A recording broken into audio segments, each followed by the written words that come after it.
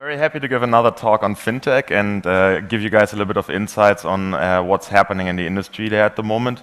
For me, it's a very exciting topic because I think a lot of very cool and interesting things are on the way.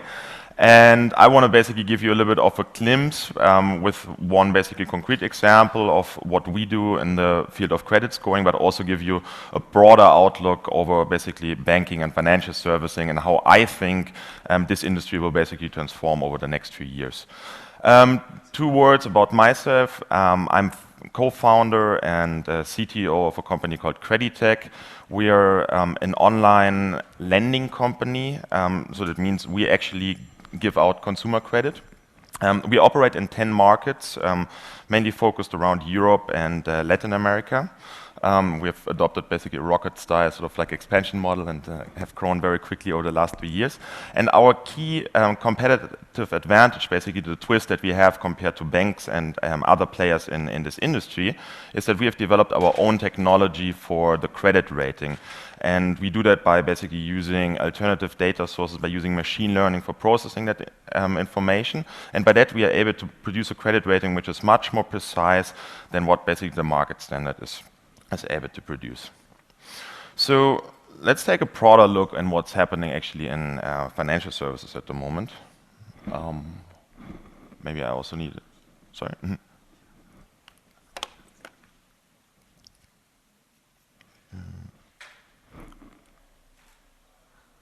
Here we go. All right. So let's take a broader look at what's happening in financial services at the moment. So we come from a world where basically banking was dominated by a few big players who have basically offered all the services that we know for banking. They have done that over many years. I mean, the business has been working well. I mean, there hasn't been much need sort of like to look into what customers are really needed because there simply hasn't been any alternative. And as usual, I mean, if a business is going well, I mean, you start to sort of like think less about sort of like how to be innovative, more basically about how to protect your innovation. Critical people say that the last real innovation that has come from banks was the ATM, and it has been developed sort of like 30 years ago. And well, now basically that the market has been catching up. I mean, customer expectations have been catching up. A lot of fresh players have emerged, just basically jumping on like little opportunities that banks have sort of like not looked after, but where there is a demand on the market. And over basically the matter of a few years, actually built really, really successful businesses in these areas. To give you a little bit of insights on one particular vertical, which is sort of like the consumer lending space, I mean, industry that we actually known quite well, and how sort of like this innovation is able to set foot in there. I give you some background on that. So, I mean, in consumer lending or consumer credit, there are basically two big problems at the moment. First of all, the user experience is really, really poor. I mean, those of you who have like ever applied for credit might be able to confirm that. But in a world where basically people can buy everything online, where you can get stuff delivered to your home basically next day or even intraday, it's really hard to explain to a customer why does he need to go to a bank, why does he need to bring sort of like a file of paper, then I mean has to speak to a person almost like begging for for an hour and only to be called a few days afterwards, I mean to be informed about a credit decision. So that's not what people are expecting nowadays. The other big problem is credit is simply not offered to a lot of people in our in our country. I mean, there are very strict lending policies that have been established. I mean, tens of years ago, and they have been changed very little so far. And they have very strict standards on what you need to bring in order to actually get a credit from a bank, such as having a regular income, not sort of like having a history with credit or with this financial institution. And if you don't have that, I mean, it doesn't mean that you're a bad customer, that you're not able to repay a credit, but it means that the bank simply doesn't have the information to understand you and is therefore not giving you a loan. So the bottom line is banks are actually really missing out on a very big opportunity here, just due to the fact that they haven't managed to adapt their systems to it. So to understand why this is the case, let's look a little bit deeper on how does basically credit rating actually work. So what makes a person a good borrower? There's a lot of talk about, but it's actually quite easy. So you need to understand if a person is able to repay a loan. So that means his economic situation allows him to basically every month come up, has a little bit of money sort of like for the repayment of the loan, and it's not sort of like stretching, or it's not sort of like forced to compensate his lifestyle for that. The second thing is the willingness to repay. So is this person actually willing? Does he wants to repay? Has he good intention? Is he sort of like honoring his obligation? So a person who's able and who's willing to repay a loan is basically a good credit customer. So now how do you quantify these things? So how do you if there's an unknown person walking into your door or sort of like opening your web page, how are you able to find out if he's willing and able to repay? So banks have been doing that the following. Ability is actually quite easy, right? I mean, you need to ask someone, okay, how much are you earning? What are sort of like your expenses? Do you have existing debt maybe? And do you have sort of like enough left at the end of the month that you can repay credit? For willingness, it's a little bit more complex. So here, existing and basically history helps, because it tells you if someone in the past has at least shown that he was thoughtful about his credit, or that he was sort of like not caring and therefore has basically a bad history. Both of that information are usually obtained from the credit bureaus. So the credit bureau system works eventually like a network, right? People, banks, are able to send inquiry to the credit bureau about the person, say, hey, can you please tell me about if you know anything about this person? And in turn has to report information back to the credit bureau about the loans and the sort of like the behavior if basically loans have been repaid or defaulted. So the problem with that is that, well, in a network system, you're not sure if you can actually rely on that information, because not everyone sort of like reports information in the same standard. Some institutions are just sort of like reporting something, maybe a little bit later than others. Some are not reporting anything. So that means the data is pretty, I would say unreliable. It can be outdated, it can be fragmented. The second thing is that, there's just a lot of people out there who don't have any credit history because simply they have never used a credit. So in that case, the credit bureau doesn't know anything about it. And if the credit bureau doesn't know anything about it, can either mean of two things. It can mean that this person, has never used a credit, or that he sort of like is, it's just sort of like a blank sheet of paper and you don't know what to do with it. And the third problem is that actually in many countries, data protection laws make it very hard for the credit bureau to actually share relevant information. They can, for instance, share bad information, so if someone has defaulted on a loan, but they cannot share good information, so that makes the data actually quite biased.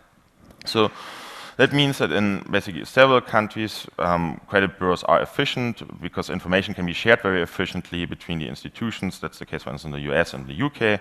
And in other countries, they sort of like work maybe for a fraction of the population, but not very efficiently. And it's actually a problem of global scope. So especially in the emerging world, the majority of the population does not have access to credit, and as you know, credit can be a very important way to sort of like fuel economic growth, sort of like to jumpstart economic development. So that's why it's actually important to find a way how credit and financial inclusion can be sort of like created in these countries. So it's actually hard to understand that in a world where like basically every person produces like tons of data nowadays with like all these like web services, mobile services, and so on, that we all use, basically every one of us every day, that there's not enough data out there to be confident enough to basically give a person access to a loan. So what we have come up with is basically a way on how we can proxy some of these key characteristics that make a person creditworthy or not from alternative information.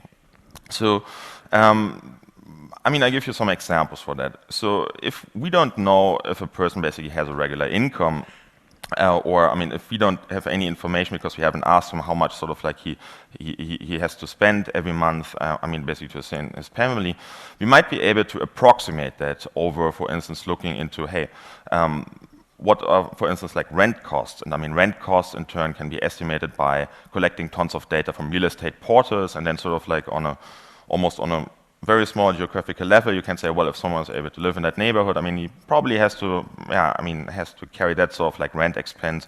So it's a good predictor for his expenses. You can do the same thing, for instance, with a LinkedIn profile. I mean, LinkedIn gives you a very good estimation, basically sort of like over the year, so it's a good proxy for income.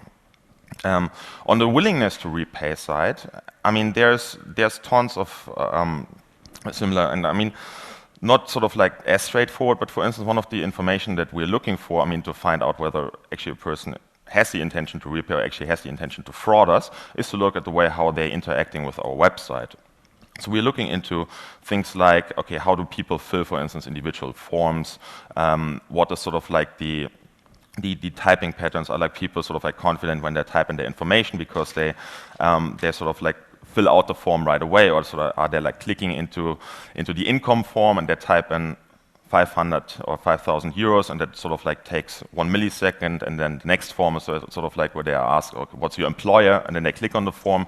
It basically takes 5 seconds to actually come up with something, or they sort of like press backspace. So that's all meta information that we collect, and that in turn actually helps us to really get a good understanding of the willingness. The same is basically true for location information, and that's, for instance, where Facebook is very helpful for identity validation. So if a person basically says, okay, I mean, I live in a given city, but you have a lot of evidence that this might not be true because, I mean, he's checking in from another location. I mean, his IP is basically somewhere else, and he doesn't have any friends in that city. I mean, there's already a question mark whether this information can actually be relied on. So the trick here is that none of these data points are actually predictive on its own, but it's the sum that helps us to refine that picture, sort of like in this sparse information environment. The most important thing, besides obviously like collecting that information, is to have the technology in place to process it and to come up with a decision. That's where we have built a machine learning system that allows us to do that. I mean, obviously there's a few challenges in that particular segment. So the first challenge is actually, where do we get the labels from? So in most, basically, other applications, I mean, you have some form of label and you have some form of historic data. In our case, that's obviously not, it wasn't the starting point, and we have been thinking actually when we started the company, hey, is there maybe anyone on the market who can sell us sort of like a labeled set of credit performance, basically of, I mean, if a loan was repaid or was not repaid, and sort of like the characteristics of the person who borrowed the loan.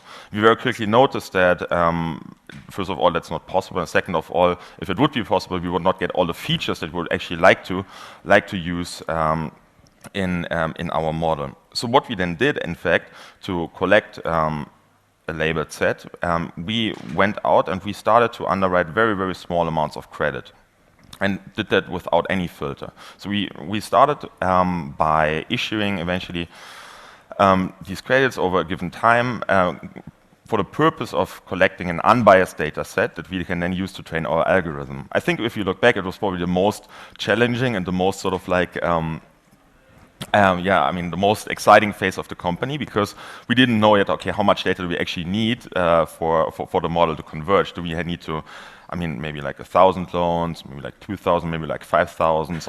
I mean, our investors were on our back, they were asking, hey, I mean, how much capital do you need and how much more loans do you need to basically issue before your model is able to converge?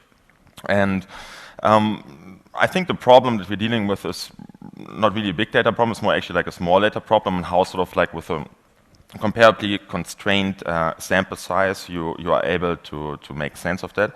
And so we went through obviously a bunch of models and modeling frameworks, I mean, to find sort of like the approach that helped us. And I mean, linear models didn't really help us a lot in that scenario, given that, I mean, they're not able to cope with all the features and they tend to overfit very quickly.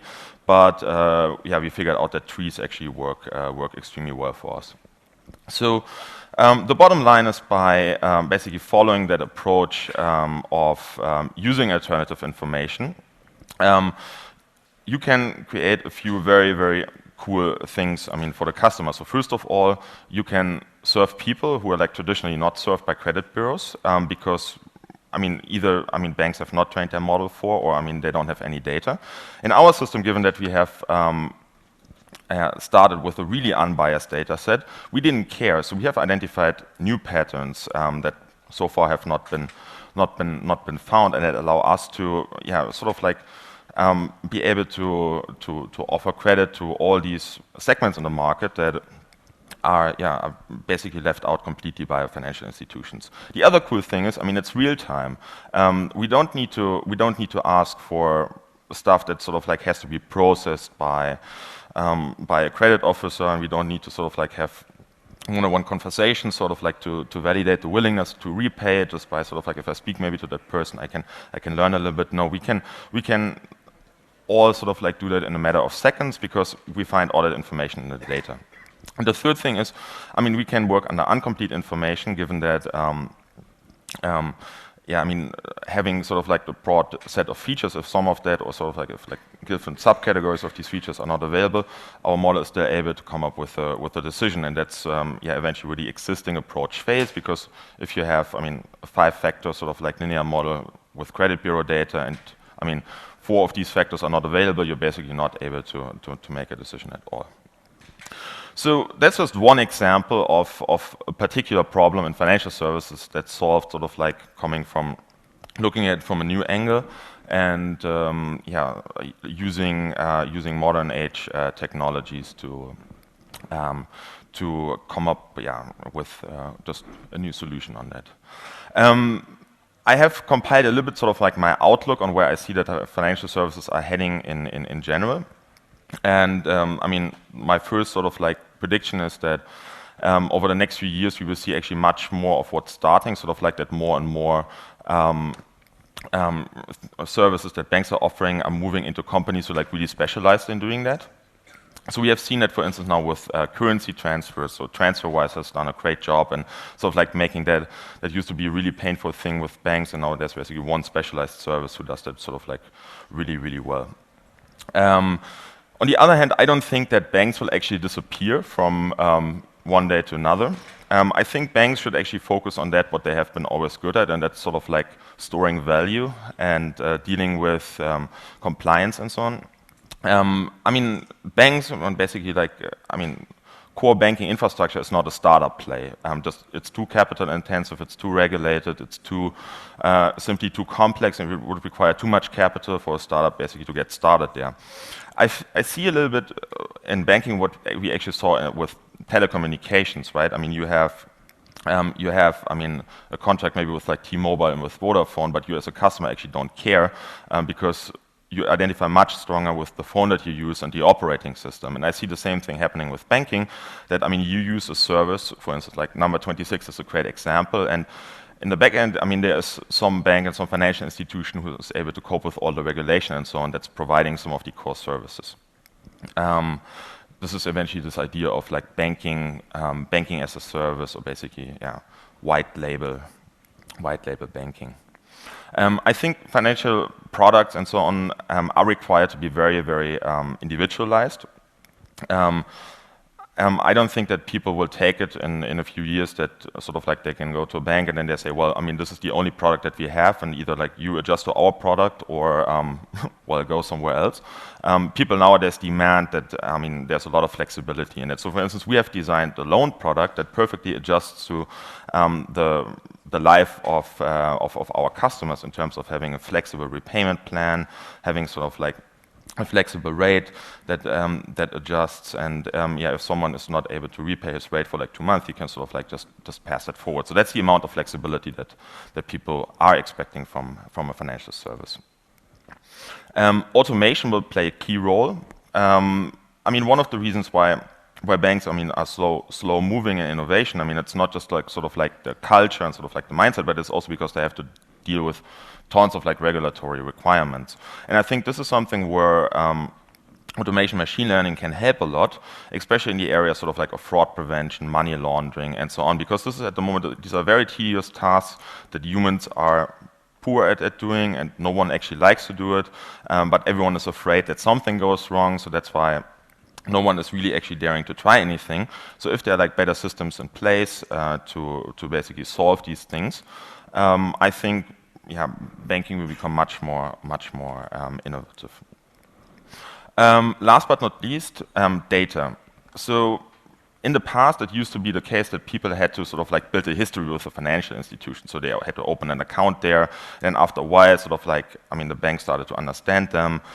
And maybe, when they applied for a loan, they said, well, you're already a customer with us because we see that you have like, 5 years of history, so we are happy to give you a loan. Nowadays, data is owned by the customer. It can be transferred. So I can take my bank account data, I can send it to any other service. So there are great infrastructure players out there like Figo or Yodlee in the US who just allow you basically to take your financial data and share it, basically like you share your Facebook data. And that's cool because that allows other services to build on that and to really make a strong value statement, because you only share your data obviously with the service if you think they are generating value for you.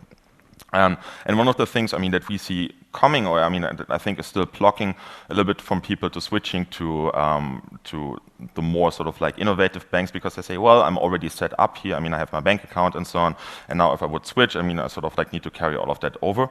And I think the infrastructure is out there to just say, okay, I can do it with one click. I export my existing financial accounts. I can export like sort of like all my contacts and have it instantly set up in my new financial service. So you as a customer decide who you want to share your data with and what you want to do with it. And last but not least, I think there will be something like a reaggregation. So that means having basically all specialized services and so on is great, but as a customer, at the end of the day, you want to have one sort of like operating system and so on that you use to navigate sort of like your financial services. And there are very promising sort of like approaches happening in terms of next generation bank account, and I think I'm very, very excited to look forward what will happen in that area, and what will be sort of like the iOS and the Android of banking basically in 5 years. So I think that was just sort of like a general sort of like overview on what's going on in financial services. We are obviously one of the players who are out there and pushing sort of like the boundaries on what has been done, and are basically continuing to work on that. And I'm very happy to share some more of my thoughts or to answer some of your questions if you are interested.